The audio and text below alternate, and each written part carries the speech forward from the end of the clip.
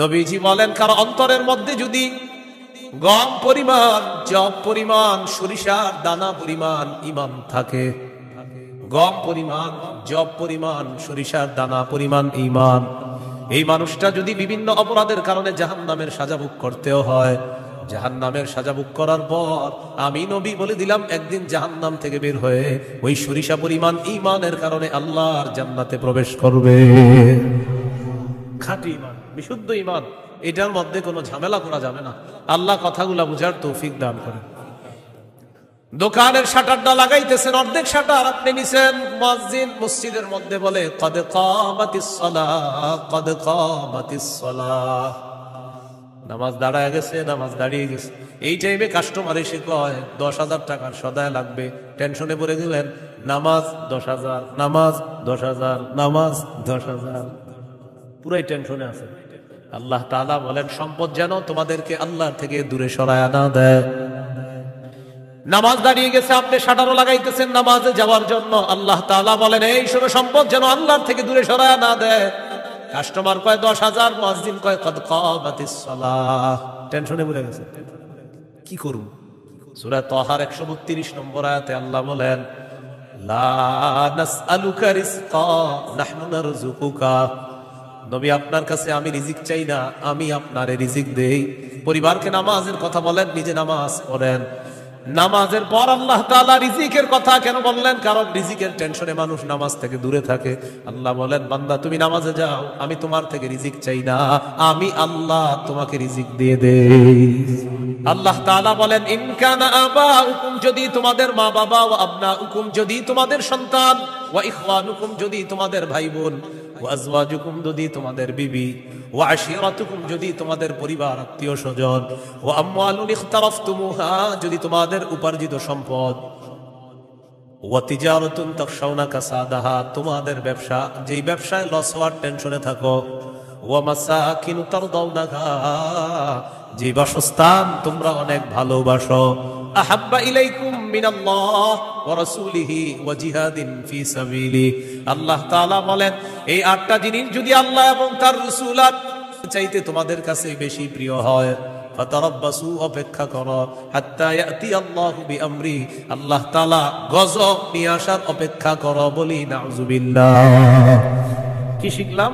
এই 8 জিনিসের প্রতি আমাদের মহব্বত আছে বেশি। আল্লাহ বলেন, এইগুলা যদি আল্লাহর চেয়ে বেশি মহব্বতের হয়, নবীর চেয়ে বেশি মহব্বতের হয়, তাহলে গজবের অপেক্ষা থাকো। তাহলে কি শিখলাম? এই 8 জিনিসের চাইতে আল্লাহকে বেশি ভালোবাসা, রসুলকে বেশি ভালোবাসতে হবে। আল্লাহ তৌফিক দান করেন। এখানে কয় জিনিসের ভালোবাসার কথা হলো? 8 জিনিসের ভালোবাসার কথা। এবার আমার সাথে বলেন, সাধারণত মৌলিকভাবে 2টা জিনিস আমাদেরকে আল্লাহর থেকে দূরে রাখে। 1 সম্পদ, 2 সন্তান। এই 2টা মৌলিকভাবে আমাদেরকে খালি আল্লাহর থেকে গাফেল করে দেয়। সূরা মুনাফিকুনের 9 নম্বর আয়াতে আল্লাহ বলেন, ইয়া আইয়ুহাল্লাযীনা আমানু লা তুলহিকুম আমওয়ালুকুম ওয়ালা আওলাদুকুম আন যিকরিল্লাহ। আল্লাহ তাআলা বলেন, হে ঈমানদারগণ, লা তুলহিকুম আমওয়ালুকুম ওয়ালা আওলাদুকুম, তোমাদের সম্পদ, তোমাদের সন্তান তোমাদেরকে যেন গাফেল করে না দেয়, আন যিকরিল্লাহ, আল্লাহর স্মরণ থেকে যেন গাফেল করে না দেয়। আল্লাহু ওয়া রাসূলুহু আহাব্বা ইলাইহি মিম্মা সিওয়াহুমা وأن يحب المرء لا يحبه إلا لله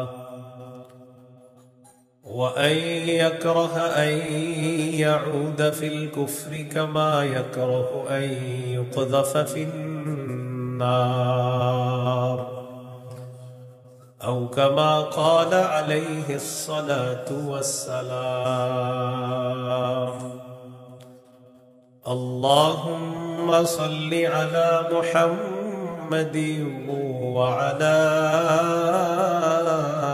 آل محمد كما صليت على إبراهيم وعلى آل إبراهيم إنك حميد مجيد اللهم بارك على محمد وعلى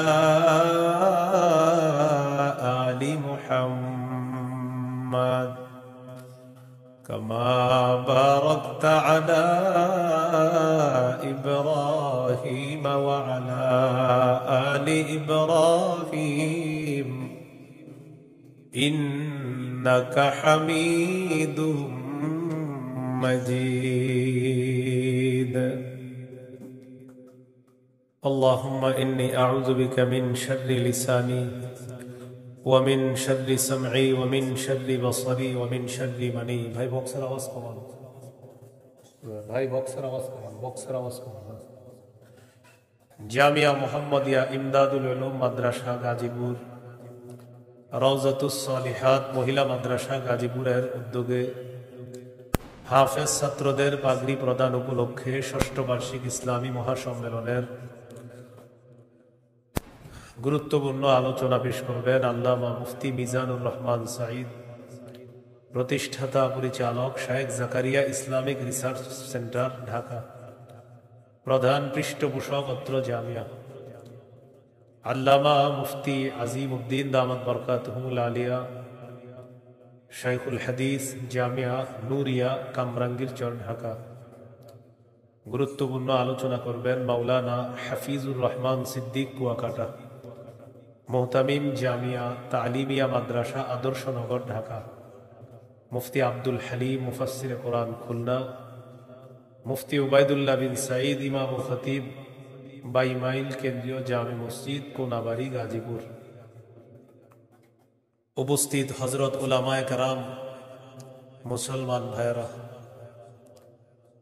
আল্লাহ তাআলার দরবারে শুকরিয়া আদায় করছি। ভাই আওয়াজ বাড়ায় না, এত বক্সের আওয়াজ কমানোর পরে মাইক বাড়াইছেন, আবার বাড়ায় না কমান, আওয়াজ কমান পরে বাড়ায়, আমার সময় যত পারেন কমান, আরো কমায় দিবেন। উপস্থিত হযরত, ঠিক আছে, উপস্থিত হযরত উলামায়ে কেরাম, মুসলমান ভাইরা, আল্লাহ তাআলার দরবারে শুকরিয়া আদায় করছি। আল্লাহ আমাদেরকে এই মাহফিলে উপস্থিত হওয়ার তৌফিক দান করেছেন বলি আলহামদুলিল্লাহ। আমি আপনাদের সামনে সূরাতুল বাকারার 256 নম্বর আয়াতে কারিমা থেকে কয়েকটি আয়াত তেলাওয়াত করলাম। 256 নম্বর আয়াতে আল্লাহ তাআলা দ্বীনের ব্যাপারে আমাদেরকে দিক নির্দেশনা দিয়েছেন। লা ইকরাহা ফিদ্দীন, দিন গ্রহণ করার ক্ষেত্রে জোর করা যাবে না। কাউকে দিন গ্রহণ করার ক্ষেত্রে, ইসলাম গ্রহণ করার ক্ষেত্রে জোর করা যাবে না। তবে ইসলামের দাওয়াত দেওয়া যাবে, ইসলামের সৌন্দর্যতা তাদের সামনে পেশ করা যাবে। সূরা আলী ইমরানের 19 নম্বর আয়াতে আল্লাহ বলেন, ইন্নাদ-দীনা ইনদাল্লাহিল ইসলাম, নিশ্চয়ই দিন আল্লাহর কাছে ইসলাম। এটা হলো আয়াতের অনুবাদ। নিশ্চয়ই দিন আল্লাহর কাছে ইসলাম, মানে আল্লাহর কাছে একমাত্র দিন হলো ইসলাম। সূরা আলী ইমরানের 85 নম্বর আয়াতে আল্লাহ বলেন, وَمَن يَبْتَغِ غَيْرَ الْإِسْلَامِ دِينًا فَلَن يُقْبَلَ مِنْهُ, যে ব্যক্তি ইসলাম ছাড়া অন্য কোন দিনকে গ্রহণ করে, অন্য কোন কিছুকে দিন হিসাবে গ্রহণ করে, ফালাই ইউকবালা মিন, এটা তার থেকে গ্রহণ করা হবে না। কেউ যদি ইসলাম ছাড়া অন্য কোনো কিছুকে দিন হিসাবে গ্রহণ করে, এটা তার থেকে গ্রহণ করা হবে না, মানে ইসলাম ছাড়া অন্য কোনো দিন গ্রহণযোগ্য না। এটা অন্যকে দাওয়াত দিয়ে বোঝানো যায়। জাহিলি যুগের বন্ধা নারীরা, যাদের সন্তান হয় না, এই জাতীয় নারীরা মানত করলো, আমার যদি ছেলে হয় ছেলের ইহুদি বানাবো। নাউজুবিল্লাহ। কি বানাবে? নাজিবি গোত্রের ইয়াহুদীদেরকে বের করে দেওয়ার জন্য হুকুম আসলো। ইয়াহুদীদের আত্মীয় স্বজন যারা আছে তারা চিন্তা করলো, আমাদের আত্মীয় স্বজন যারা, তাদেরকে মুসলমান বানায়া মদিনায় রেখে দিই।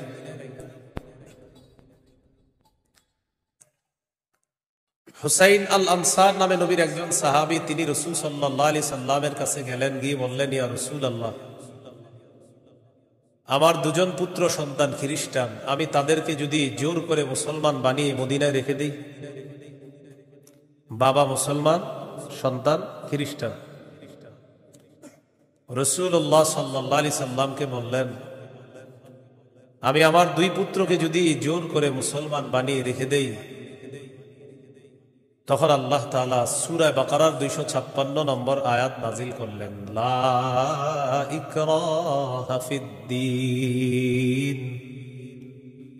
ইসলাম গ্রহণ করার ক্ষেত্রে জোর করা যাবে না। ক্বাদ তাবায়্যানার রুশদু মিনাল গাই। হেদায়েত স্পষ্ট হয়ে গিয়েছে গুমরাহি থেকে, পথভ্রষ্টতা থেকে। কোনটা হেদায়েত, কোনটা গুমরাহি, এটা মানুষের কাছে স্পষ্ট। এই কথা আল্লাহ কেন বললেন? হেদায়েত মানুষের সামনে এখন স্পষ্ট, এখন যদি মানুষ গ্রহণ না করে, এটা তার হতভাগা হওয়ার লক্ষণ। যদি সে গ্রহণ করে, এটা তার সৌভাগ্য, সে একজন সৌভাগ্যবান, সে সৌভাগ্যবান হওয়ার লক্ষণ হবে যদি হেদায়েত গ্রহণ করে। জোর করে বলা যাবে না তুমি মুসলমান হতেই হবে। ফামান ইয়াকফুর বিত-তাগুতি ওয়া ইউমিন বিল্লাহ ফাকাদ ইসতামসাকা বিল উরওয়াতিল উসকা লা ইনফিসামা লাহা। হেদায়েত স্পষ্ট হয়ে যাওয়ার পরেও যারা তাগুতকে অস্বীকার করবে, আল্লাহকে যারা বিশ্বাস করবে, হেদায়েত আর গুমরাহি দুইটা স্পষ্ট হয়ে যাওয়ার পর যারা তাগুতকে অস্বীকার করবে তথা পথভ্রষ্টতাকে বর্জন করবে, ওয়া ইউমিন বিল্লাহ, আর যারা আল্লাহকে বিশ্বাস করবে, ফাকাদ ইসতামসাকা বিল উরওয়াতিল উসকা, সে এমন এক মজবুত হাতলকে আঁকড়ে ধরলো, লা ইনফিসামা লাহা, যেই মজবুত হাতল কখনো ছুটে যাওয়ার সম্ভাবনা নাই। এমন এক মজবুত হাতল, যেই মজবুত হাতল তাকে জান্নাতে পৌঁছায় দেয়। এটা হলো তাওহীদ। বলেন, এটা কি? তাওহীদ। তাগুত দ্বারা উদ্দেশ্য হলো যত সীমা লঙ্ঘনকারী আছে সবাই। আল্লাহ তাআলা বলেন, ফামান ইয়াকফুর বিত-তাগুতি ওয়া ইউমিন বিল্লাহ, যারা তাগুতকে অস্বীকার করবে আর আল্লাহকে বিশ্বাস করবে, ফাকাদ ইসতামসাকা বিল উরওয়াতিল উসকা লা ইনফিসামা লাহা, তারা এমন এক মজবুত হাতল আঁকড়ে ধরলো যেটা ছুটে যাওয়ার সম্ভাবনা নাই, বিচ্ছিন্ন হওয়ার সম্ভাবনা নাই। এই মজবুত হাতলের নাম হলো তাওহীদ, আল্লাহর একত্ববাদ স্বীকার করা। তাওহীদের মৌলিক 4টি শর্ত। প্রিয় ভাইরা, কয় শর্ত? 1 নম্বর, আল্লাহ ছাড়া কোনো ইলাহ নাই, এই বিশ্বাস নিয়ে মৃত্যুবরণ করা। 2 নম্বর, আল্লাহ ছাড়া কোনো ইলাহ নাই এই কথা মুখে বলবো, পাশাপাশি এই কথায় সামান্যতম সন্দেহ করা যাবে না। 3 নম্বর, আল্লাহ ছাড়া কোনো ইলাহ নাই মুখে বলার পাশাপাশি অন্তরে বিশ্বাস করা। 4 নাম্বার, সবচাইতে বেশি আল্লাহকে ভালোবাসা। এই হলো তাওহীদের 4 শর্ত। তাওহীদের কয় শর্ত? 1 নম্বর, আল্লাহ ছাড়া কোনো ইলাহ নাই এই বিশ্বাস নিয়ে মৃত্যুবরণ করা। 2 নম্বর, আল্লাহ ছাড়া কোনো ইলাহ নাই এই কথায় সন্দেহ করা যাবে না। 3 নম্বর, আল্লাহ ছাড়া কোনো ইলাহ নাই এটা মুখে বলা, অন্তরে বিশ্বাস করা। 4 নাম্বার, আল্লাহকে সবচেয়ে বেশি ভালোবাসা। এই হলো তাওহীদের 4 শর্ত। বাইরের মাইকের আওয়াজ আমার বাড়াইছে, ঠিক না? ওইটা কমান, এটাও কমান। আপনি পরে বাড়ান, আমার বয়ানটা একটু কমান না, সমস্যা নেই, বুঝে রাখেন। মানে আমি এটা আপনার জন্য ভালো। আরো এর কথা হলো ফাটাই দেবো, বুঝতে হবে আমার মাইক এরকম এরকম। আমি তো বলছি না খারাপ, আমি বলছি খারাপ, আমি তো ভালোই বলছি। আমি বয়ান করে আমি সামনে দাওয়াত দেন না, এত মাইক লাগাইনি, কিন্তু বারবার মাহফিলে বলি মাইক কম হবে, ওই মাহফিলে দাওয়াত অটোমেটিক পাবেন। বেশি মাহফিল মাইক হবে আর দাওয়াত পাবেন না, সোজা হিসাব। আমার বয়ানে মাইক কম থাকতে হবে। এটা আমি আলাদা বিষয়।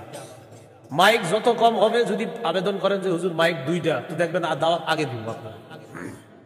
মাইক বেশি লাগাবেন আমার পাবেন না, সোজা হিসাব। মাইক কমাইতে হবে আমার বয়ানে কারো যেন কোনো ক্ষতি না হয়, মাথায় রাখবেন। তাওহীদের 4টা শর্ত। 1 নম্বর, আল্লাহ ছাড়া কোনো ইলাহ নাই এই বিশ্বাস নিয়ে মৃত্যুবরণ করা। 2 নম্বর, আল্লাহ ছাড়া কোনো ইলাহ নাই এই কথায় সামান্য সন্দেহ করা যাবে না। 3 নম্বর, আল্লাহ ছাড়া কোনো ইলাহ নাই এটা মুখেও বলা, অন্তরে বিশ্বাস করা। 4 নম্বর, আল্লাহকে সবচেয়ে বেশি ভালোবাসা। 1 নম্বর শর্ত, আল্লাহ ছাড়া ইলাহ নাই এই বিশ্বাস নিয়ে মৃত্যুবরণ করা। সহিহ বুখারীর 26 নম্বর হাদিস। এই হাদিসের বর্ণনাকারী উসমান রাদিয়াল্লাহু তাআলা তিনি বলেন, عن عثمان رضي الله تعالى عنه قال قال رسول الله صلى الله عليه وسلم من مات وهو يعلم أنه لا إله إلا الله دخل الجنة। নবীজি বলেন, কেউ যদি এই বিশ্বাস নিয়ে মারা যায় আল্লাহ ছাড়া কোনো ইলাহ নাই, আমি নবী বলে দিলাম দাখালাল জান্নাহ, সে জান্নাতে প্রবেশ করবে। সহিহ বুখারীর বর্ণনা 1237 নম্বর হাদিস, 1237। জিবরিল আমিন নবীর কাছে আসছে, আসার পর বললেন, বাশির উম্মাতাকা আন্নাহু মান মাতা মিন উম্মাতিক লা ইউশরিকু বিল্লাহি শাইআ দাখালাল জান্নাহ। জিবরিল আমিন আসছে, আসার পর বলে, ইয়া রাসূলুল্লাহ, আপনার উম্মতের মধ্যে যারা শিরিক না করে মারা যাবে, আল্লাহ তাআলা আমাকে পাঠিয়েছে আপনাকে বলার জন্য, শিরিক করা ছাড়া যারা মারা যাবে আপনি ওই উম্মতকে জান্নাতে প্রবেশের সুসংবাদ জানা দেন। বুঝে আসছেন সবাই? তাহলে 1 নাম্বার, আল্লাহ ছাড়া কোনো ইলাহ নাই এই বিশ্বাস নিয়ে মৃত্যুবরণ করা। একদিন এক ফেরেশতা নবীজির কাছে আসছে। নবীজি সাল্লাল্লাহু আলাইহি সাল্লাম বলেন, আতানি আতিম মির রাব্বি فخيرني بين أن يدخل نصف أمتي الجنة وبين الشفاعة। নবী বলেন, একজন ফেরেশতা আমার কাছে আসছে, আসার পর আমাকে 2টি বিষয়ের স্বাধীনতা দিয়েছে, যে কোনো একটা গ্রহণ করার জন্য। ফেরেশতা আমাকে বলল, হাবিব, আপনি যদি চান আপনার অর্ধেক উম্মত আপনি জান্নাতে নিতে পারবেন, আর যদি চান আপনি সুপারিশ করতে পারবেন, তবে 2টি গ্রহণ করা আপনার জন্য। এই সুযোগ আপনি পাবেন না, যে কোনো একটি গ্রহণ করতে হবে। হয়তো অর্ধেক উম্মত জান্নাতে নিবেন, না হয় আপনি সুপারিশ গ্রহণ করবেন। আমাদের নবী বলেন, ইখতারতুশ শাফাআ, আমি সুপারিশ করাটাই আল্লাহর থেকে গ্রহণ করে নিলাম। বলেন তবে, বলেন সবাই বলেন তবে। এই সুপারিশ শুধু তারাই পাবে যারা শিরিক করবে না। নবীজি বলেন, ওয়াহিয়া লিমান লা ইউশরিকু বিল্লাহি শাইআ, আমার সুপারিশ শুধু তারাই পাবে যারা আল্লাহর সাথে শিরিক করবে না, তারাই শুধু আমার সুপারিশ পাবে, অন্যরা কিন্তু আমার সুপারিশ পাবে না। সহিহ বুখারীর বর্ণনা 99 নম্বর হাদিসে আল্লাহর নবীর সাহাবী আবু হুরায়রা রাদিয়াল্লাহু তাআলা আন নবীকে প্রশ্ন করলেন, মান আসআদুন নাসি বিশাফাআতিকা ইয়াউমাল কিয়ামাতি ইয়া রাসূলুল্লাহ। হুজুর, কিয়ামতের ময়দানে আপনার সুপারিশের মাধ্যমে কোন ব্যক্তি সবচেয়ে সৌভাগ্যবান হবে আমাকে একটু বলেন। নবীজি বললেন, আবু হুরায়রা, আমি জানতাম তোমার আগে এই প্রশ্ন আমাকে কেউ করবে না। লিমার আইতু মিন হিরসিকা আলাল ইলম, ইলমের প্রতি তোমার যে আগ্রহ, বিদ্যার প্রতি তোমার যে আগ্রহ, আমি জানতাম তোমার আগে এই প্রশ্ন আমাকে কেউ করবে না। তুমি যে প্রশ্নটা করছো, তো যেহেতু তুমি প্রশ্নটা করেই ফেলছো, উত্তরটা নাও। আসাদুন নাসি বিশাফাআতি ইয়াউমাল কিয়ামাতি মান ক্বালা লা ইলাহা ইল্লাল্লাহ খালিসাম মিন কিবালি নাফসি।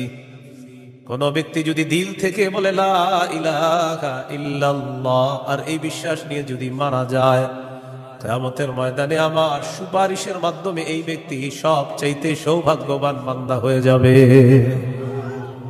কি শিখলাম বলেন? লা ইলাহা ইল্লাল্লাহ। তিরমিজির বর্ণনা 3592 নম্বর হাদিস।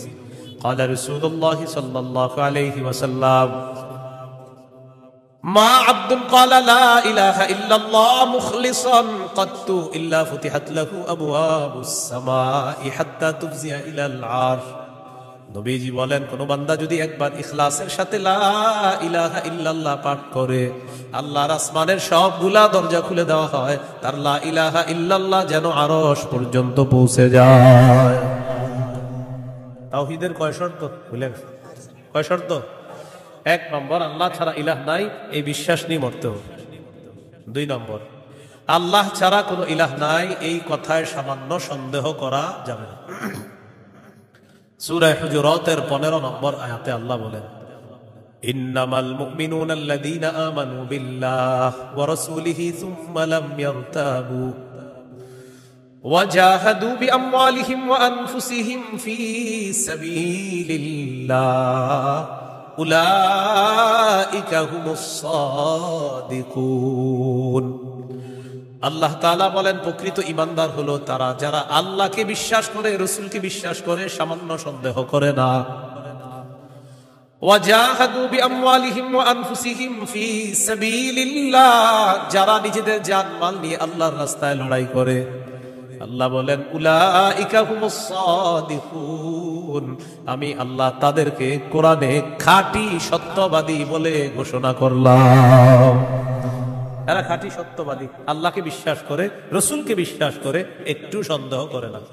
3 নম্বর শর্ত, লা ইলাহা ইল্লাল্লাহ, আমি মুখে উচ্চারণ করলাম আল্লাহ ছাড়া কোনো ইলাহ নাই, অন্তরেও বিশ্বাস করা। মুখে বললাম আল্লাহ ছাড়া কোনো ইলাহ নাই, অন্তরে যদি ঝামেলা থাকে এটা হবে মুনাফিক মার্কা শয়তান, নেফাকি হবে। এটা কি হবে বলেন তো? সবাই বলেন কি হবে? নেফাকি হবে। মুখে বলতে হবে, অন্তরেও স্বীকার করতে হবে। সূরাতুল ফাতহির 11 নম্বর আয়াতে আল্লাহ বলেন ইয়াকুলুনা বিআলসিনাতিহিম মা লাইসা ফি কুলুবিহিম, তারা তাদের মুখ দিয়ে এমন কথা বলে যা তাদের অন্তরের কথা না। তাহলে বলেন তো তাওহীদের 3 নম্বর শর্ত, মুখে বললাম একটা আর অন্তরে আরেকটা, শর্ত পূরণ হবে? মুখে যা বলবো অন্তরেও তা যদি হয় এটা 3 নম্বর শর্ত পূরণ হবে। অন্তরে যদি ঈমান সরিষার দানা পরিমাণও হয় একদিন জান্নাতে যাবে। সহিহ বুখারীর 44 নম্বর হাদিস, قال رسول الله صلى الله عليه وسلم يخرج من النار من قال لا إله إلا الله وفي قلبه وزن شعيرة من خير وفي قلبه وزن برة من خير وفي قلبه وزن ذرة من خير।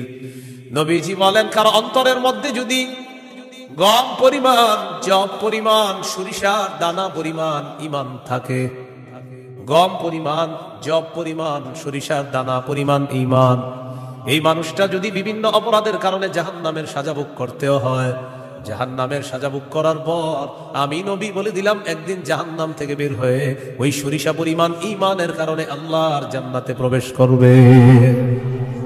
খাঁটি ঈমান, বিশুদ্ধ ঈমান, এটার মধ্যে কোনো ঝামেলা করা যাবে না। আল্লাহ কথাগুলা বুঝার তৌফিক দান করেন। 4 নাম্বার শর্ত, সবচেয়ে বেশি আল্লাহকে ভালোবাসা। বলেন কাকে ভালোবাসা? সবাই আমার সাথে বলেন সাধারণত। বলেন আমরা 8টি জিনিসকে বেশি ভালোবাসি। 8 জিনিসের প্রতি আমাদের মহব্বত খুব বেশি। এই 8 জিনিসের চাইতেও আল্লাহকে, রাসূলকে বেশি ভালোবাসতে হবে। কয় জিনিসের মধ্যে টান আছে বেশি? 8 জিনিসের কথা আল্লাহ বলছে সূরা তাওবা 24 নম্বর আয়াত।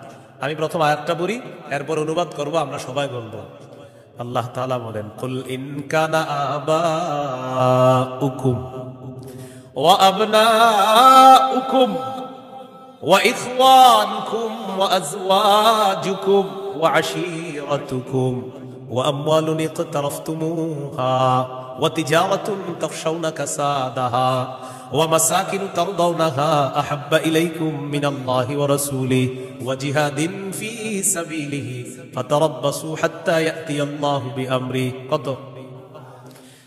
আল্লাহ তাআলা বলেন, ইন কানা আবাউকুম, যদি তোমাদের মা বাবা, ওয়া আবনাউকুম, যদি তোমাদের সন্তান, ওয়া ইখওয়ানুকুম, যদি তোমাদের ভাই বোন, ওয়া আজওয়াজুকুম, যদি তোমাদের বিবি, ওয়া আশিরাতুকুম, যদি তোমাদের পরিবার আত্মীয় স্বজন, ওয়া আমওয়ালুন ইখতারাফতুমুহা, যদি তোমাদের উপার্জিত সম্পদ, ওয়া তিজারাতুন তাখশাউনা কাসাদাহা, তোমাদের ব্যবসা, যেই ব্যবসায় লস হওয়ার টেনশনে থাকো, ওয়া মাসাকিন তারদাউনাহা, যে বাসস্থান তোমরা অনেক ভালোবাসো, আহাব্বা ইলাইকুম মিনাল্লাহ ওয়া রাসূলিহি ওয়া জিহাদিন ফি সাবিলি, আল্লাহ তাআলা বলেন এই 8টা জিনিস যদি আল্লাহ এবং তার রাসূল আর চাইতে তোমাদের কাছে বেশি প্রিয় হয়, ফাতারাব্বাসু, অপেক্ষা করো, হাত্তা ইয়াতি আল্লাহু বিআমরি, আল্লাহ তাআলা গজব নিয়ে আসার অপেক্ষা করো। বলি নাউযুবিল্লাহ।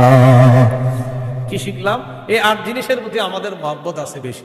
আল্লাহ বলেন এইগুলা যদি আল্লাহর চেয়ে বেশি মহব্বতের হয়, নবীর চেয়ে বেশি মহব্বতের হয়, তাহলে গজবের অপেক্ষা থাকো। তাহলে কি শিখলাম? এই 8 জিনিসের চাইতে আল্লাহকে বেশি ভালোবাসা, রসুলকে বেশি ভালোবাসতে হবে। আল্লাহ তৌফিক দান করে। এখানে কয় জিনিসের ভালোবাসার কথা হলো? 8 জিনিসের ভালোবাসার কথা। এবার আমার সাথে বলেন, সাধারণত মৌলিকভাবে 2টা জিনিস আমাদেরকে আল্লাহর থেকে দূরে রাখে। 1 সম্পদ, 2 সন্তান। এই 2টা মৌলিকভাবে আমাদেরকে খালি আল্লাহর থেকে গাফেল করে দেয়।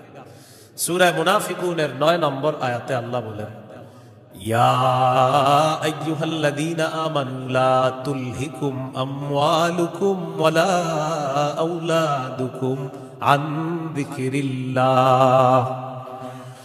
আল্লাহ তাআলা বলেন, হে ঈমানদারগণ, লা তুলহিকুম আমওয়ালুকুম ওয়ালা আওলাদুকুম, তোমাদের সম্পদ, তোমাদের সন্তান তোমাদেরকে যেন গাফেল করে না দেয়, আন যিকরিল্লাহ, আল্লাহর স্মরণ থেকে যেন গাফেল করে না দেয়। দোকানের শাটারটা লাগাইতেছেন, অর্ধেক শাটার আপনি নিছেন, মুয়াজ্জিন মসজিদের মধ্যে বলে, কদ কামাতিস সালাহ, কদ কামাতিস সালাহ, নামাজ দাঁড়ায় গেছে, নামাজ দাঁড়িয়ে গেছে। এই টাইমে কাস্টমার এসে কয় 10,000 টাকার সদায় লাগবে, টেনশনে পড়ে গেলেন, নামাজ 10,000, নামাজ 10,000, নামাজ 10,000, পুরাই টেনশনে আছে। আল্লাহ তাআলা বলেন, সম্পদ যেন তোমাদেরকে আল্লাহ থেকে দূরে সরায় না দেয়। নামাজ দাঁড়িয়ে গেছে, আপনি শাটারও লাগাইতেছেন নামাজে যাওয়ার জন্য, আল্লাহ তাআলা বলেন, এই শোনো, সম্পদ যেন আল্লাহর থেকে দূরে সরায় না দেয়। কাস্টমার কয় 10,000, মুয়াজ্জিন কয় কদ কামাতিস সালাহ, টেনশনে পড়ে গেছে, কি করব? সূরা তাহার 132 নম্বর আয়াতে আল্লাহ বলেন, লা নাসআলুকা রিজকা নাহনু নারযুকুকা, নবী আপনার কাছে আমি রিজিক চাই না, আমি আপনারে রিজিক দেই। পরিবারকে নামাজের কথা বলেন, নিজে নামাজ পড়েন। নামাজের পর আল্লাহ তাআলা রিজিকের কথা কেন বললেন? কারণ রিজিকের টেনশনে মানুষ নামাজ থেকে দূরে থাকে। আল্লাহ বলেন, বান্দা তুমি নামাজে যাও, আমি তোমার থেকে রিজিক চাই না, আমি আল্লাহ তোমাকে রিজিক দিয়ে দেই। সম্পদ আল্লাহর থেকে দূরে রাখে। আর হলো সন্তান, সারাদিন কান্নাকাটি করে না, যেই জোহর নামাজে রওনা করবেন ওই টাইমে কয় আমি চিপস খাবো, সারাদিন কাঁদবে না। যখন নামাজে যাবেন তখন দুনিয়ার যত কিছু আছে সব খাইতে মন চায়, ইবলিস এসে খুঁচায়, কয়টা কয়টা কয়টা। আপনি তখন বুদ্ধি করে কি করবেন? ওইটারে প্যাম্পাস করায় মসজিদের এক কোনায় নিয়ে বসাইতে হবে, বুঝেন নাই? আর ইবলিস রে বলবেন, ইবলিস তুমি যেই ঝামেলাটা আমার সাথে ডেলি নামাজের সময় করো, এই ঝামেলা করে কাজ হবে না। কারণ নামাজের সময় তুই যতবার আমার সন্তানকে খোঁচাবি, ওরে ততবার কাঁধে করে মসজিদে নিয়ে যাবো। প্যাম্পাস পরায় ওটারও নিয়ে যাবেন মসজিদে, পাশে বসায় রাখবেন। ইবলিস বুঝা ফেলবে, না এরে খোঁচায় লাভ, এরে খোঁচাইলে তো এই সন্তানও নামাজি বানায় ফেলবে। সম্পদ, সন্তান আল্লাহর থেকে আমাদেরকে দূরে রাখে। প্রিয় ভাইয়েরা, এই 2 জিনিস যেন আমাদের মধ্যে এত মহব্বত গালেব না হয় যে এই 2 জিনিস এত পরিমাণ মহব্বত করতে গেলাম, আল্লাহকে ভুলে গেলাম, রসুলকে ভুলে গেলাম, আখিরাত ভুলে গেলাম। এমনটা ভালোবাসি, সন্তান ভালোবাসি, মা ভালোবাসি, বাবা ভালোবাসি, ঠিক, কিন্তু এর চেয়ে বেশি ভালোবাসি আল্লাহ। এই হলো আল্লাহকে সবচেয়ে, তাওহীদের কয় শর্ত? 4 নাম্বার, সবচেয়ে বেশি কাকে ভালোবাসা? আল্লাহকে, রসুলকে সবচেয়ে বেশি ভালোবাসা, আল্লাহকে এরপর রসুলকে সবচেয়ে বেশি ভালোবাসা।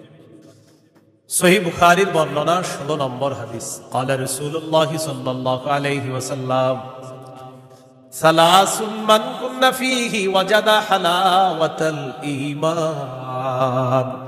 নবীজি বলেন তিনটা বৈশিষ্ট্য যদি কারো মধ্যে থাকে সে অন্তরের মধ্যে ঈমানের স্বাদ আস্বাদন করতে পারবে। এক নাম্বার, ইয়াকুন আল্লাহু ওয়া রাসূলুহু আহাব্বা ইলাইহি মিম্মা সিওয়াহুমা। আল্লাহ আল্লাহ রাসূল ছাড়া যত কিছু আছে সবকিছুর চাইতে আল্লাহ আর তার নবীকে বেশি ভালোবাসা। দুই নাম্বার, ওয়া ইউহিব্বাল মারআ লা ইউহিব্বুহু ইল্লা লিল্লাহ, কোন মুসলমানকে শুধুমাত্র আল্লাহর জন্য ভালোবাসা। তিন নাম্বার, আইয়াকরাহা আইয়াউদা ফিল কুফরি কামা ইয়াকরাহু আইয়ুকযাফা ফিন্নার। আগুনের মধ্যে পুড়ে যাওয়া যেমন অপছন্দ, তেমনি ভাবে কুফরি করাটাও এমন অপছন্দ হওয়া। কোটি কোটি টাকা আপনার সামনে রাখা হলো আর বলা হলো আগুনে পুড়ে মারা যাও, আপনি তখন জবাব দিবেন আপনার কি মাথা খারাপ? আগুনে পুড়ে যদি আমি মারা যাই তুই কোটি টাকা দিয়ে আমি করব কি? এবার আপনাকে বলা হলো কোটি কোটি টাকা দেওয়া হবে, তুমি কুফরি করো, আপনি জবাব দিবেন কোটি টাকার বিনিময়ে যেমন দুনিয়ার আগুনে পুড়তে চাই না, তেমনি ভাবে কোটি টাকার বিনিময়ে কুফরি করে জাহান্নামের আগুনেও পুড়তে চাই না। নবীজি বলেন কারো মধ্যে যদি এমন অনুভূতি থাকে আগুনে পুড়ে যাওয়া তার অপছন্দ, তেমনি ভাবে কুফরি করাটাও তার কাছে অপছন্দের, আল্লাহ তাআলা তার অন্তরের মধ্যে ঈমানের স্বাদ তৈরি করে দিবেন। ঈমানের স্বাদ দিবেন। তো এই তিনটার মধ্যে একটা হলো আল্লাহকে বেশি ভালোবাসা। বলেন তো তাওহীদের কয় শর্ত? এক নম্বর, আল্লাহ ছাড়া কোনো ইলাহ নাই এই বিশ্বাস নিয়ে মৃত্যুবরণ করা। দুই নাম্বার, আল্লাহ ছাড়া কোনো ইলাহ নাই এটার মধ্যে একটু সন্দেহ করা যাবে না। তিন নাম্বার, আল্লাহ ছাড়া কোনো ইলাহ নাই এটা মুখে বলা, অন্তরে স্বীকার করা, বিশ্বাস করা। চার নাম্বার, আল্লাহকে সবচেয়ে বেশি ভালোবাসা। এই চার শর্ত পূরণ করে আমরা যেন কবরে যেতে পারি আল্লাহ তাআলা তৌফিক দান করেন। এরপরে আল্লাহ বলেন আল্লাহু সামিউন আলিম, আল্লাহ সর্বশ্রোতা সর্বজ্ঞানী। এটা হলো সূরা বাকারার 256 নম্বর আয়াত। এখন আপনাদেরকে 56 নম্বর আয়াত থেকে জিজ্ঞাসা করতে চাই, একটা হলো তাগুতের দল আর একটা হলো আল্লাহর দল। দুনিয়াতে মৌলিকভাবে মানুষের দল দুইটা, একটা হলো হিজবুল্লাহ আল্লাহর দল আর একটা হিজবুশ শয়তান শয়তানের দল। এই দুই দল মৌলিকভাবে মানুষের মধ্যে সূরা মুজাদালায় দুই দলের কথা আছে। তো এই দুই দলের মধ্যে আমরা কার দলে থাকবো? আল্লাহর দলে না শয়তানের দলে? আল্লাহর দলে আমরা যারা থাকবো আল্লাহ আমাদের অভিভাবক হয়ে যাবে। এই কথাটা আল্লাহ সূরা বাকারার 257 নম্বর আয়াতে বলতেছে। মন দিয়ে শুনেন কি বলেন, আল্লাহু ওয়ালিয়ুল্লাযীনা আমানু, যারা ঈমানদার তাদের অভিভাবক আল্লাহ। সুবহানাল্লাহ। আপনারা মাঝে মাঝে এমনি দোয়া করতে পারেন না, আল্লাহ আপনি আমার অভিভাবক, আল্লাহ আপনি অভিভাবক। আল্লাহ সূরা বাকারা 257 নম্বর আয়াতে বলছেন আপনি আমার অভিভাবক। আল্লাহ আমি তো সমস্যায় আছি, আমার সমাধান করে দাও। এইভাবে বলতে হবে, আল্লাহ আপনি বলছেন আপনি আমার অভিভাবক, আল্লাহ আপনি আমার সমস্যা সমাধান করে দাও। এইভাবে আল্লাহকে বলতে হবে। আল্লাহু ওয়ালিয়ুল্লাযীনা আমানু, আল্লাহ বলেন যারা ঈমানদার তাদের অভিভাবক হলেন আল্লাহ। ইউখরিজুহুম মিনাজ যুলুমাতি ইলান নূর, আল্লাহ তাআলা অভিভাবক ঈমানদারদেরকে অন্ধকার থেকে বের করে আলোর দিকে আল্লাহ তাআলা নিয়ে যায়। ওয়াল্লাযীনা কাফারু আউলিয়াউহুমুত তাগুত, আর যারা কাফের তাদের অভিভাবক হলো শয়তান। বলেন তো ঈমানদারের অভিভাবক কে? কাফেরের অভিভাবক কে? উলাইকা আসহাবুন নারি হুম ফিহা খালিদুন। আল্লাহ বলেন যারা তাগুতের অনুসারী তারা চিরস্থায়ীভাবে জাহান্নামে থাকবে। বলি নাউজুবিল্লাহ। তাগুত বলা হয় যত সীমা লঙ্ঘনকারী আছে জালেম, সব তাগুত। এই তাগুত এটা পুরুষ হোক আর মহিলা হোক, এই তাগুত যারা এরা জালেম অথবা জালেমা, সব তাগুত। তবে কষ্টের বিষয় আর দুঃখের বিষয়, আমরা বারবার এক তাগুত ছেড়ে আরেক তাগুতকে ধরি। এক তাগুত ছেড়ে আরেক তাগুতকে কি করি? ধরি। কেন ধরি জানেন? বৃষ্টি থেকে বাঁচার জন্য ঝর্ণা নিচে এসে দাঁড়ায় আর কি। কোথায় দাঁড়ায়? বাঁচার জন্য কি থেকে কোথায় এসে দাঁড়ায়? এক তাগুতকে ছেড়ে আরেক তাগুত ধরা, মানে বৃষ্টি থেকে বাঁচার জন্য ঝর্ণার নিচে এসে দাঁড়ায়। ভাই কিছু ঘটনা কি? ঝর্ণার নিচে কেন? আর বললেন না বাইরে বৃষ্টি, তো এনে কি? এই জন্য মনে রাখবেন, শত্রু এটা কখনো বন্ধু হবে না। এরে আপনি যতই মনে করেন বন্ধু, এই শত্রু সব সময় শত্রু। সূরা মাইদার 51 নম্বর আয়াতে আল্লাহ বলে দিয়েছেন। এবার আল্লাহ তাআলা কি বলে দেখেন, সূরা বাকারার 257 নম্বর আয়াতগুলো, 258 নম্বর আয়াতে আল্লাহ তাআলা এবার আমাদের আকীদা বিশুদ্ধ করবে। কি বিশুদ্ধ করবে বলেন তো? দুনিয়াতে আমাদের অভিভাবক কে? বেঁচে আছি কে? বাঁচিয়ে রাখছেন। মৃত্যু দিবেন কে? মৃত্যুর পর জীবিত করবেন কে? এই আকীদাটা এখন আল্লাহ তাআলা সংশোধন করবে যে শোনো, আমি তোমাদেরকে বাঁচিয়ে রাখছি, মৃত্যুর পর আমি জিন্দা করবো, কিন্তু এখানে কোনো সন্দেহ করবা না। এই আকীদা 258, 259, 260 এই 3 আয়াতের মধ্যে আল্লাহ আমাদেরকে আকীদা দিয়ে দিবেন, দুনিয়াতে যেমন তোমাদেরকে রাখছি আমি, আখিরাতেও তোমাদেরকে আবার পুনরুত্থান করব, এই ক্ষমতাও আমি আল্লাহ। সূরা বাকারা 258, 259, 260 দেখেন কি বলে, ألم تر إلى الذي حاج إبراهيم في ربه أن آتاه الله الملك إذ قال إبراهيم ربي الذي يحيي ويميت قال أنا أحيي وأميت قال إبراهيم فإن الله يأتي بالشمس من المشرق فأت بها من المغرب فبهت الذي كفر والله لا يهدي القوم الظالمين। নবী আপনি কি দেখেন নাই, ওই ব্যক্তির ব্যাপারে চিন্তা করেন নাই যে ব্যক্তি ইব্রাহিম নবীর সাথে তার রবের ব্যাপারে ঝগড়া করেছে, যেই রব তাকে রাজত্ব দান করেছে, ওই রবের ব্যাপারে লোকটা ঝগড়া করেছে ইব্রাহিম নবীর সাথে। আল্লাহ তাআলা বলেন এই ব্যক্তি হলো বাবেল শহরের বাদশাহ নমরুদ। ইব্রাহিম নবীর সাথে ঝগড়া লাগছে, এই কারণে নমরুদকে আল্লাহ তাআলা রাজত্ব দান করছে। রাজত্ব পাওয়ার পর নমরুদ কয় আমি খোদা। ইব্রাহিম নবী বললেন আমার রব, রব্বি আল্লাযী ইহয়ী ওয়া ইউমীত, আমার রব হলেন তিনি যিনি জীবন দেয়, যিনি মৃত্যু দান করেন। নমরুদ পাল্টা জবাব দিয়ে বলে ক্বালা আনা উহয়ী ওয়া উমীত, আমিও তো জীবন দেই, আমিও তো মৃত্যু দেই। নাউজুবিল্লাহ। হ্যাঁ, ইব্রাহিম নবী বললেন রব তিনি যিনি জীবন দেয় মৃত্যু দেয়। নমরুদ কথা আমিও তো জীবন দিই মৃত্যু দিই। ইব্রাহিম নবী তাহলে আমি কি করতে হবে? আমারও রব মানো, কারণ আমিও জীবন দিই মৃত্যু দিই। ইব্রাহিম নবী বললেন কিভাবে? জেলখানা থেকে 2 জন আসামি ধরে আনছে, একজনকে মেরে ফেলছে, আরেকজনকে ছেড়ে দিছে। মারার পর বলে এই যে দেখো আমি মৃত্যু দিলাম, ছেড়ে দেওয়ার পর বলে এই যে দেখো আমি জীবন দিলাম। কি ইন্টারন্যাশনাল পদ্ধতির জীবন মৃত্যু! হ্যাঁ, 2 জনকে ধরে আনছে, একটাকে হত্যা করছে আর একটাকে ছেড়ে দিছে। হত্যা করার পর বলে দেখো জীবন দিলাম, মৃত্যু দিলাম। জীবন দিলাম কিভাবে? আরেকটাকে ছেড়ে দিছে, এইটা ছেড়ে দেওয়ার পর আমি তাকে জীবন দিলাম। আপনারা বলেন এটা কি জীবন মৃত্যু? ইব্রাহিম নবী চিন্তা করলেন এর এমন এক কথা বলে আটকাইতে হবে যেই কথার পরে আর ঝগড়া করবে না। قال إبراهيم فإن الله يأتي بالشمس من المشرق فأت بها من المغرب। ইব্রাহিম নবী বললেন আমার রব আল্লাহ প্রতিদিন সূর্য পূর্ব দিক থেকে উঠায়, তুমি পশ্চিম দিক থেকে উঠায় দাও। তুমিও তো রব, তোমার দাবি অনুযায়ী। নাউজুবিল্লাহ। ফাবুহিতাল্লাযী কাফার, আল্লাহ তাআলা বলেন যে ঝগড়া করছে নমরুদ কাফের, ধরাশয়ী হয়ে গেল, ঝগড়ায় হেরে গেল।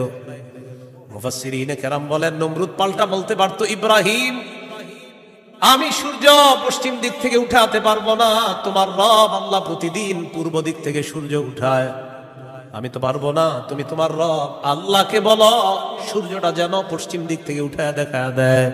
মুফাসসিরিনে কেরাম বলেন নমরুদ বুঝে শুনেই পাল্টা চ্যালেঞ্জ দেয় নাই। কেন দেয় নাই? নমরুদ কিন্তু চ্যালেঞ্জ দিতে পারতো পাল্টা, ইব্রাহিম তুমি আমারে বললা আমি যেন সূর্য পশ্চিম দিক থেকে উঠাই, তোমার রব যেহেতু পূর্ব দিক থেকে উঠায়, তো পাল্টা প্রশ্ন করতে পারতো নমরুদ ইব্রাহিম আমি তো পারলাম না, তোমার রব আল্লাহকে বলো আল্লাহ যেন সূর্যটা পশ্চিম দিক থেকে উঠায় দেখায়। মুফাসসিরিনে কেরাম বলে নমরুদ এটা বুঝে শুনেই পাল্টা প্রশ্ন করে নাই, কারণ নমরুদ জানে এই প্রশ্ন করলে ইব্রাহিম চ্যালেঞ্জ গ্রহণ করবে, আল্লাহকে বলবে আল্লাহ সাথে সাথে সূর্য পশ্চিম দিক থেকে উঠায় দেখায়। আর এটা যদি করে ফেলে নমরুদের দল ছোট হয়ে যাবে, হালকা হয়ে যাবে। এই জন্য নমরুদ আর পাল্টা চ্যালেঞ্জ দেয় নাই। বলেন তো নমরুদকে রাজত্ব দিয়েছিল কে? দেওয়ার পর বলে আমি খোদা। কি বলে? আমি খোদা। এই জন্য প্রিয় ভাইয়েরা সামনের দিকে যাদেরকে আমরা শাসন ক্ষমতায় বসাবো, যাদেরকে আমরা দায়িত্ব দিব, বুঝে শুনে দায়িত্ব দিতে হবে। কি শুনে? বলেন আমার সাথে প্রতিদিন 2 রাকাত অতিরিক্ত নফল নামাজ পড়ব, পড়ার পর 3টা দোয়া করব। 1 নাম্বার আল্লাহ, বলেন আল্লাহ কিয়ামতের আগে বাংলাদেশে আর কোন নারী প্রধান চাই না।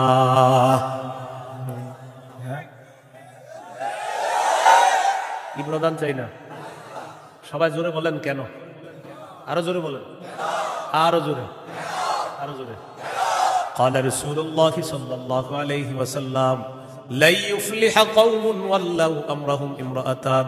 নবীজি বলেন ওই জাতি কিছুতেই কখনোই সফল হবে না যে জাতি তাদের নেতৃত্বে কোন নারীকে বসায় দেয়। আপনি বুঝেন আর না বুঝেন, আমার নবীর কথা সঠিক। তো এই জন্য এই একটা বিষয় দোয়া করবেন। 2 নাম্বার দোয়া বলেন, আল্লাহ মরার আগে বাংলাদেশে শরিয়া আইন দেখে যেতে চাই। কি আইন? দেয়ালে দেয়ালে লিখে দিবেন শরিয়া আইন চায় না তারা। বলেন কোন না কোন অপরাধে অপরাধী যারা, বলেন আমার সাথে, শরিয়া আইন চায় না তারা, কোন না কোন অপরাধে অপরাধী যারা। চোর শরিয়া আইন চাইবে না, হাত কাটা যাবে। ধর্ষক শরিয়া আইন চাইবে না, তাকে পাথর মেরে হত্যা করা হবে, তার উপর ইসলামের শাস্তি প্রয়োগ করা হবে। এই জন্য ধর্ষক চাইবে না, চোর চাইবে না। আমাদের দেশে যদি আসলে শরিয়া আইন চালু হয়, বিগত দিনের শুধু চুরির বিচার করতে করতে সুপ্রিম কোর্ট হাইকোর্টের বিচারপতিরা ক্লান্ত হয়ে যাবে। শুধু চুরির বিচার হবে, কিসের বিচার? এটা 2 নাম্বার দোয়া করবেন। 3 নাম্বার দোয়া বলেন, আল্লাহ আমাদের দেশে এমন একজন শাসক দিয়ে দেন যেই শাসক মৌলিক 4টি কাজ করবে। 1 নাম্বার নামাজ কায়েম করবে, 2 নাম্বার যাকাত প্রতিষ্ঠিত করবে, 3 নাম্বার সৎ কাজের আদেশ করবে, 4 নাম্বার অসৎ কাজের নিষেধ করবে। সবাই বলেন দলিল, বলেন দলিল। সূরা হজ 41 নম্বর আয়াত। কোন সূরা? কত নম্বর আয়াত? এই আয়াতে আল্লাহ বলেন, আল্লাযীনা ইম্মাক্কান্নাহুম ফিল আরদি আকামুস সালাহ ওয়া আতাউয যাকাতা ওয়া আমারু বিল মারুফি ওয়া নাহাউ আনিল মুনকার। আল্লাহ তাআলা বলেন আমি যাদেরকে দুনিয়ার শাসন ক্ষমতায় বসাই তাদের মৌলিক কাজ হবে 4টা। 1 নাম্বার আকামুস সালাহ, তারা রাষ্ট্রীয়ভাবে নামাজ কায়েম করতে হবে। রাষ্ট্রের প্রত্যেকটা নাগরিক যেন নামাজ পড়ে এই দায়িত্ব পালন করতে হবে। 2 নাম্বার ওয়া আতাউয যাকাত, যাকাতের বিধান রাষ্ট্রীয়ভাবে চালু করতে হবে। আমাদের দেশে যদি রাষ্ট্রীয়ভাবে যাকাতের বিধান চালু হয়ে যায় আর সব ধনীরা যদি 1 বছর যাকাত আদায় করে, কয় বছর? ওই বছর সুদ বলবে যাকাত তুমি ভালো থেকো, আমি সুদ বিদায় নেই। কয় বছর? 1 বছর যদি যাকাত যারা দেয়, এরা যদি দেয়, সুদ বলবে যাকাত তুমি থাকো, আমি চলে যাই, কারণ আমার আর থাকার জায়গা নাই। বলেন আমার সাথে, সুদে ফকির আরো ফকির হয়, যাকাতে ফকির আরো ধনী হয়। দলিল ইবনে মাজাহ 2279 নম্বর হাদিস। আবার বলেন, বলেন সুদে ফকির আরো ফকির হয়, যাকাতে ফকির ধনী হয়। বলেন আমাদের এই রাষ্ট্র সুদ ভিত্তিক হওয়ার কারণে এখন আমরা সবাই মোটামুটি ভিক্ষুক। কারণ আমাদের প্রত্যেকের মাথা পিছু 1,07,000 টাকা ঋণ। তো আপনি কোথায় ধরি? সুদের শেষ পরিণতি ভিক্ষা। এটা আপনার যদি বুঝে না আসে, কিছু করার নাই। আমার নবীর কথা যেটা বলবে নবী, আজ হোক কাল হোক সেটা ফলবেই, কোনো সন্দেহ নেই। তো আমরা দাবি করি 90 ভাগ মুসলমান, এখানে অর্থ ব্যবস্থা সুদ ভিত্তিক। এই জন্য আমরা স্লোগান পাল্টাবো, বলেন দারিদ্র বিমোচনে সুদ নয় যাকাত। বলেন তো দারিদ্র বিমোচনে কি? দারিদ্র বিমোচনে সুদ নয় যাকাত। এগুলা দেয়ালে লিখে দিবেন যে দারিদ্র বিমোচনে সুদ নয় যাকাত। লিখে দিবেন দারিদ্র বিমোচনে সুদ নয় যাকাত। লিখবেন সুদে ফকির আরো ফকির হয়, যাকাতে ফকির আরো ধনী হয়। নমরুদকে রাজত্ব দিছে আল্লাহ তাআলা, সে এখন বলে আমি খোদা। বলেন নাউজুবিল্লাহ। বলেন জীবন মৃত্যু কে দেয়? এটা হলো সূরা বাকারা 258 নম্বর আয়াত। 259 নম্বর আয়াতটা শোনার আগে আগে বুঝেন। এক ব্যক্তি এক এলাকার সামনে দিয়ে যেতেছে, যাওয়ার সময় দেখে কি এলাকার সবগুলা ঘর বাড়ি ছাদের উপরে বইরা রয়েছে, নিচে ছাদ উপরে ঘর বাড়ি। আপনাদের এলাকার ছাদ কি নিচে থাকে না বাড়ির উপরে থাকে? কয়েকজন কইছে মানে অন্যদের ঘর বাড়ির ছাদ নিচে থাকে। ঘর বাড়ির ছাদ কই থাকে? এটা প্রথমে বললেন না কেন? মানে প্রথমে কয়েকজন কইছে, কয়েক উপরে, মানে অন্যদের ছাদ গুলা নিচে, আপনাদের ঘর বাড়ির ছাদ কই? তো এই কথাটা প্রথমে বললে সমস্যা ছিল কি? এক ব্যক্তি যাইতেছে এক এলাকার সামনে দিয়ে, যাওয়ার সময় দেখে ঘর বাড়ি সব ধ্বংস হয়ে পড়ে রয়েছে, নিচে হইল ছাদ, উপরে ঘর বাড়ি।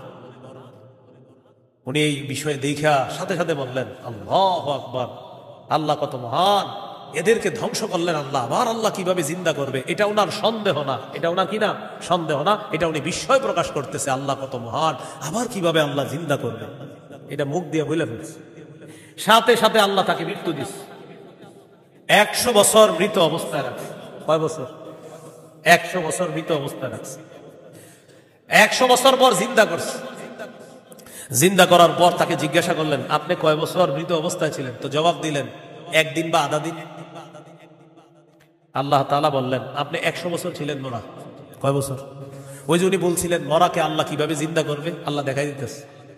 আপনার খানা পানির দিকে তাকান তো, তাকাইছে খানা পানির দিকে, তাকায় দেখে খানা পানি পচে নেই। সুবহানাল্লাহ। কয় বছর? এবার আপনার গাদার দিকে তাকান তো, তাকাইছে গাদার দিকে, গাদাটার কি অবস্থা দেখে কি গাদা পচে গলে মরে মাটির সাথে মিশে গেছে। আল্লাহ তাআলা বুঝায়, এই জন্যই তো আমি আল্লাহ। এবার আল্লাহ তাআলা বললেন, দেখেন গাদার অস্থিগুলা মাটির সাথে মিশে গেছে, আমি এগুলারে উঠাই। তো হাড্ডি উঠাইছে, উঠানোর পর এটার উপরে আল্লাহ গোস্তের প্রলেপ দিয়ে এটার মধ্যে প্রাণ সঞ্চার করে আবার গাদা জিন্দা করে। বলেন মৃতকে জিন্দা করে কে? এই কথাটাই আল্লাহ তাআলা বলেন, আউকাল্লাযী মাররা আলা ক্বরিয়াতিন ওয়া হিয়া খাবিয়াতুন আলা উরুশিহা। অথবা নবী আপনি কি ওই ব্যক্তির ব্যাপারে চিন্তা করেন নাই যে ব্যক্তি এক এলাকার সামনে দিয়ে গেছে, যাওয়ার সময় দেখে এলাকার সবগুলা ঘর বাড়ি ছাদের উপর পড়া, এর মানে ঘর বাড়ি গুলা সব ধ্বংস। ক্বালা আন্না ইউহয়ী হাযিহিল্লাহু বা'দা মাউতিহা। তখন তিনি বললেন, আল্লাহ তাআলা কিভাবে তাদেরকে মৃত্যুর পর আবার পুনরায় জিন্দা করবেন। ফাআমাতাহুল্লাহু মিআতা আমিন। আল্লাহ তাআলা তাকে 100 বছরের জন্য মৃত্যু দিলেন। সুম্মা বাআসা, আবার তাকে জিন্দা করলেন। করার পর আল্লাহ বললেন, ক্বালা কাম লাবিস্তা, কতদিন আপনি এইভাবে মৃত অবস্থায় কাটিয়েছেন? তিনি জবাব দিলেন, লাবিস্তু ইয়াওমান আও বা'দা ইয়াওম, একদিন বা আধা দিন আমি মৃত অবস্থায় ছিলাম। কয়দিন? না আপনারা বলেন আসলে কয় বছর?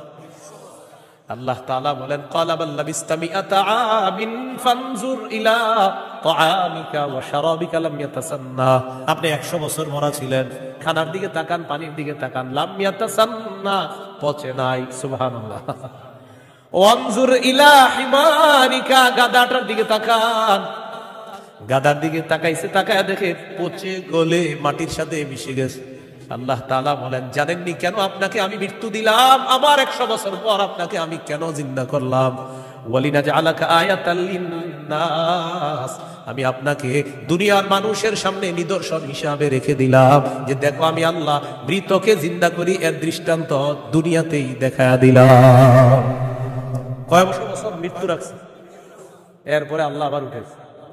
এবার আল্লাহ বললেন, উনজুর ইলাল ইযামি কাইফা নুনশিজুহা, ওই যে আপনার গাদার অস্থিগুলা মাটির সাথে মিশে গেছে, দেখেন কিভাবে আমি উত্থিত করি। সুম্মা নাকসুহা লাহমা, এরপর দেখেন কিভাবে গোস্তের পোশাক হাড্ডিগুলার উপর পড়ায়া দেই। আল্লাহ গোস্তের পোশাক পরায়া প্রাণ সঞ্চার করে গাদা আবার জিন্দা করে। এবার তিনি বললেন, মানে কে? ওই যে যিনি বলছিলেন 100 বছর আগে আল্লাহ কিভাবে জিন্দা করবে, তখন তিনি বললেন, ক্বালা আ'লামু আন্নাল্লাহা আলা কুল্লি শাইইন কাদির, আমি বুঝতে পারছি, আমি জানি আল্লাহ সবকিছুর উপর ক্ষমতাবান। বলেন সবকিছুর উপর ক্ষমতাবান কে? 100 বছর মৃত রাইখা আবার জিন্দা করার ক্ষমতা কার? এখন আমি কি আপনাদেরকে বলছি লোকটাকে? এই লোকটাকে বলছি? বলি নাই। এলাকা কোনটা এটাও বলছি? বলি নাই। কোরআনে এলাকার নামও আসে নাই, ওই ব্যক্তির নামও আসে নাই। তবে মুফাসসিরিনে কেরাম বলেন, এই ব্যক্তি যে একজন নবী ছিলেন এতে সন্দেহ নেই। উনি একজন কি ছিলেন? নবী ছিলেন, এতে কোনো সন্দেহ নেই। এটা হলো মুফাসসিরিনে কেরামের বক্তব্য। মুআররিখিন যারা আছে, ঐতিহাসিকগণ, তারা বলেন আগে পরে গবেষণা করলে বোঝা যায় তিনি ছিলেন উযাইর আলাইহিস সালাম, কোন নবী? অথবা বলেন, অথবা আরমিয়া আলাইহিস সালাম, এটা একজন নবীর নাম। তাহলে ওই জনপদের সামনে দিয়ে যিনি গিয়েছেন তিনি একজন নবী ছিলেন, এই ব্যাপারটা স্পষ্ট। তবে তিনি কোন নবী ছিলেন, উযাইর নবী না আরমিয়া নবী, এই ব্যাপারে ঐতিহাসিকগণ বলেন তিনি হয়তো উযাইর নবী, না হয় আরমিয়া আলাইহিস সালাতু ওয়াস সালাম। এখন এলাকা এটা কোন এলাকা? ঐতিহাসিকগণ বলেন এলাকাটা বাইতুল মুকাদ্দাসের বুখতে নসর যে এলাকা দখল করেছিল, ওই বুখতে নসরের এলাকাটা ইতিহাস গবেষণা করলে বোঝা যায় ওই এলাকাটা আল্লাহ ধ্বংস করার পর তখন ওই নবী এলাকার সামনে দিয়ে গিয়েছিলেন। তাহলে এলাকার নাম সরাসরি কোরআনে নাই, এলাকার নাম সরাসরি হাদিসে নাই, নবীর নাম সরাসরি কোরআনে নাই, নবীর নাম সরাসরি হাদিসে নাই। মুফাসসির এবং ঐতিহাসিকগণ গবেষণা করে বলেন আগা গোড়া এটা গবেষণা করলে বোঝা যায় নবী ছিলেন হযরত উযায়ের অথবা আরমিয়া, আর এলাকাটা ছিল বাইতুল মুকাদ্দাস। এই হলো সূরা বাকারার 259 নম্বর আয়াত। সূরা বাকারার 260 নম্বর আয়াত। এই আয়াতেও আল্লাহ আমাদের আকীদা স্বচ্ছ করবে যে দেখো দুনিয়াতে আমি তোমাদেরকে জিন্দা রাখছি, আবার আমি মৃত্যু দিব, আবার তোমাদেরকে পুনরুত্থান করব, এই ক্ষমতা। বিসমিল্লাহির রহমানির রহিম। আল্লাহুম্মা লাকাল হামদু ওয়া লাকাশ শুকর। সূরা বাকারা 260 নম্বর আয়াত আল্লাহ বলেন وَإِذْ قَالَ إِبْرَاهِيمُ رَبِّ أَرِنِي كَيْفَ تُحْيِي الْمَوْتَى قَالَ أَوَلَمْ تُؤْمِنْ قَالَ بَلَى وَلَكِنْ لِيَطْمَئِنَّ قَلْبِي قَالَ فَخُذْ أَرْبَعَةً مِنَ الطَّيْرِ فَصُرْهُنَّ إِلَيْكَ ثُمَّ اجْعَلْ عَلَى كُلِّ جَبَلٍ مِنْهُنَّ جُزْءًا ثُمَّ ادْعُهُنَّ يَأْتِينَكَ سَعْيًا وَاعْلَمْ أَنَّ اللَّهَ عَزِيزٌ حَكِيمٌ। স্মরণ করুন ওই সময়কে যখন ইব্রাহিম নবী বললেন রব্বি আরিনি কাইফা তুহিল মাউতা, আল্লাহ আপনি আমাকে দেখান আপনি কিভাবে মৃতকে জিন্দা করেন। আল্লাহ তাআলা বললেন ক্বালা আওয়ালাম তুমিন, ইব্রাহিম আপনি কি বিশ্বাস করেন না? ইব্রাহিম নবী জবাব দিলেন ক্বালা বালা ওয়ালাকিন লিয়াতমাইন্না কলবি, আল্লাহ অবশ্যই বিশ্বাস করি, তবে আমার অন্তরের প্রশান্তির জন্য আমি জানতে চাই আল্লাহ আপনি কিভাবে মৃতকে জিন্দা করেন। ভাই 259 আর 260 নম্বর আয়াতে একটা বিষয় কিন্তু মনে রাখেন, আমি আবার বারবার বলতেছি কথাটা। 259 নম্বর আয়াতে ওই যে নবী বললেন আল্লাহ কিভাবে মৃতদেরকে জিন্দা করবেন, এটা কিন্তু নবীর সন্দেহ না। আবার বলছি এটা কি না সন্দেহ না, বলেন বিস্ময়, কি উনি আশ্চর্য হচ্ছেন। আবার 260 নম্বর আয়াতে ইব্রাহিম নবী বলতেছে আল্লাহ আপনি আমারে দেখান কিভাবে মৃতকে জিন্দা করেন, এটাও ইব্রাহিম নবীর সন্দেহ না, বরং ইব্রাহিম নবী অন্তরকে শান্তি দিতে চায় আল্লাহ আপনি যে মৃতকে জিন্দা করেন এটা দেখলে আমার দিলে একটু ভালো লাগতো, শুধু এই কারণে আমি দেখতে চাই। তাহলে বিষয়টা কি সন্দেহ? নাউজুবিল্লাহ, কোন নবী সন্দেহ করতে পারে না। তো আল্লাহ তাআলা বললেন ক্বালা ফাকুজ আরবাতাম মিনাত তায়র, ইব্রাহিম আপনি 4টা পাখি ধরেন, ফাসুরহুন্না ইলাইকা, এই 4টি পাখি আপনি বসে আনেন, আপনার আয়ত্তে আনেন, আয়াতে আনার পর সুম্মা জাআল আলা কুল্লি জাবালিম মিনহুন্না জুজআ, 4টা পাখিকে আপনি চূর্ণ বিচূর্ণ করে টুকরা টুকরা করে ফেলবেন। টুকরা টুকরা করার পর এই পাখিগুলা টুকরা টুকরা বিভিন্ন পাহাড়ের মধ্যে আপনি ছিটায় দিবেন। কোন পাখির টুকরাটা কোন পাহাড়ের মধ্যে আছে এটা আপনার জানা নাই। এবার আপনি তাদের নাম ধরে আপনি ডাকবেন। আল্লাহ তাআলা বলেন আমার হুকুমে যেই যেই পাখির টুকরাগুলা যেই পাহাড়ের মধ্যে আছে ওই টুকরাগুলা আমি আল্লাহ প্রত্যেক পাহাড় থেকে আলাদা আলাদা করে একত্রিত করে অবিকল ওই পাখির মধ্যে প্রাণ সঞ্চার করে দিব। পাখি আপনার সামনে উঠতে উঠতে উপস্থিত হয়ে যাবে। তো আল্লাহ বলেন ফাসুরহুন্না ইলাইকা, এটা আপনি বসে আনেন, আয়াতটা আনেন, সুম্মা জাআল আলা কুল্লি জাবালিন মিনহুন্না জুজআ, এগুলার টুকরা টুকরা করে আপনি পুরো সব একসাথে করে ফেলবেন। এখন বলেন তো 4 পাখি একসাথে টুকরা টুকরা করলে কোন পাখির টুকরা কোথায় আছে এটা কি বলা যাবে? ইব্রাহিম নবীকে বললেন আলাদা আলাদা পাহাড়ের মধ্যে রেখে দেন, রাখার পর এবার আপনি ডাক দিবেন, ডাক দেওয়ার পর দেখবেন ওই আলাদা টুকরাগুলা একত্রিত হয়ে যেই যেই পাখির টুকরা আমি আল্লাহর হুকুমে ওই পাখির শরীরে যাবে, আমি প্রাণ সঞ্চার করে দিব, পাখি আপনার সামনে উঠতে উঠতে উপস্থিত হয়ে যাবে। শেষে আল্লাহ বলেন ওয়ালাম, জেনে রাখেন আল্লাহ আজিজুল হাকিম, আল্লাহ মহাপরাক্রমশালী, আল্লাহ মহাপ্রজ্ঞাময়। 3টি বিষয়। 1 নাম্বার বলেন আল্লাহর কাছে মনোনীত ধর্মের নাম কি? ইসলাম। ইসলামের দাওয়াত অন্যের সামনে দেওয়া যাবে কিনা? যাবে। ইসলাম গ্রহণে কাউকে কি জোর করা যাবে? আচ্ছা। 2 নাম্বার মৌলিকভাবে মানুষের দল কয়টা? 2টা। একটা কার দল? আল্লাহর দল। আর একটা কার দল? শয়তান। ইমানদারের অভিভাবক কে? কাফেরদের অভিভাবক কে? শয়তান। 3 নম্বর আমাদেরকে দুনিয়াতে জীবিত রাখছে কে? মৃত্যু দিবে কে? মৃত্যুর পর আবার জিন্দা করবেন কে? এই তিনটি বিষয় সূরা বাকারার 256 থেকে 260 নম্বর আয়াত পর্যন্ত আমরা জানলাম। আল্লাহ তাআলা আমাদের সকলকে আকীদা বিশুদ্ধ করে স্বচ্ছ করে আমরা যেন কি মরা। 2 নম্বর, আল্লাহ ছাড়া কোনো ইলাহ নাই, সন্দেহ করা যাবে না। 3 নম্বর, আল্লাহ ছাড়া কোনো ইলাহ নাই, এটা মুখে বলা, অন্তরে বিশ্বাস করা। 4 নম্বর, আল্লাহ ছাড়া কোনো ইলাহ নাই, এই কথা তখন প্রমাণ হবে যদি আমি সবচেয়ে বেশি আল্লাহকে ভালোবাসি। বলেন তো কয় জিনিসকে সাধারণত বেশি ভালোবাসি আমরা? 8 জিনিস। এই 8 জিনিস থেকেও কাকে বেশি ভালোবাসতে হবে? আল্লাহ। আল্লাহ তাআলা আমাদের সকলকে আজকের সূরা বাকারার 256 থেকে 60 নম্বর আয়াত পর্যন্ত মূল 3টি কথা ছিল। 1 নাম্বার, আল্লাহর কাছে মনোনীত ধর্ম ইসলাম, এটা গ্রহণ করতে হবে, বাকি গ্রহণ করার ক্ষেত্রে কাউকে জোর করা যাবে না। 2 নাম্বার, একটা শয়তানের দল, একটা আল্লাহর দল। আল্লাহর দলের অভিভাবক আল্লাহ, শয়তানের দলের অভিভাবক মানে যারা, তাদের অভিভাবক হলো শয়তান। তাগুত যারা ইহুদি খ্রিস্টান, তাদের অভিভাবক হলো শয়তান। 3 নাম্বার, আল্লাহ জীবিত রাখছে, আল্লাহ মৃত্যু দিবেন, আল্লাহ আবার জিন্দা করবেন। এই আকীদা, বিশুদ্ধ স্বচ্ছ আকীদা নিয়ে যেন আমরা কবরে যেতে পারি, আল্লাহ তাআলা তৌফিক দান করেন। সুবহানাল্লাহি ওয়া বিহামদিহি, সুবহানাকাল্লাহুম্মা ওয়া বিহামদিকা, আশহাদু আল্লা ইলাহা ইল্লা আনতা, আস্তাগফিরুকা ওয়া আতুবু ইলাইক। আমিন ওয়া আখিরু দাওয়ানা আলহামদুলিল্লাহি রাব্বিল আলামিন। আসসালামু আলাইকুম।